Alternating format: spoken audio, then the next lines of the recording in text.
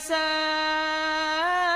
kepada mandiri kullu nafsin saikatul mauti. Oh tiap-tiap nan bernyawa menangguh sakit mati tidaklah dapat dibanding lain.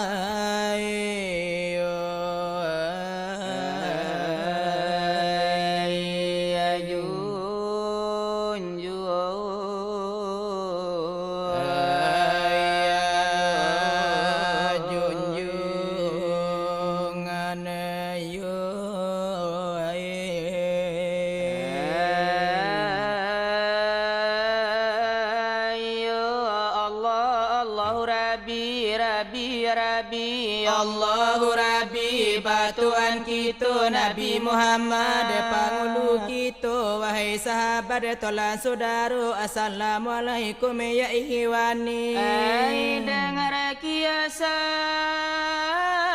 kepada mandiri kullu nafsin saikatul mauti. Oh tiap-tiap nan bernyawa menangguh sakit mati tidaklah dapat dibanding lain. Elok lakini bakiro-kiro hari kiamat apabila tiba zaman berubah dari Nabi Yusuf matahari tarabi daripada matinya mangkole turunan yang tangkas kayu-kayuan seumpama kape di pusiang angin tarabang kate sawakatu itu dajal lalapekan mandayo insan bagage-gage. Oh alam lakalam nyawa larare tidaklah dapat main bomande.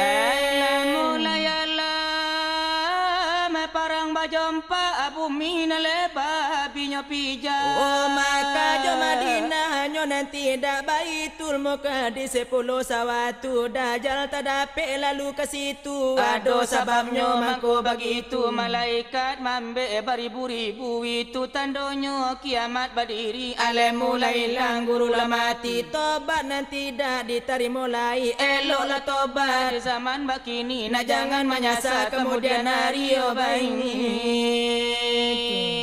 Itu andanya Oh di dunia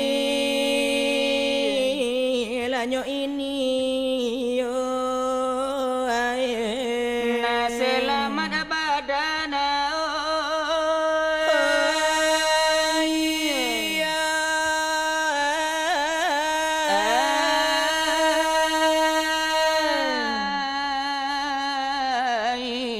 pulang lah kembali ya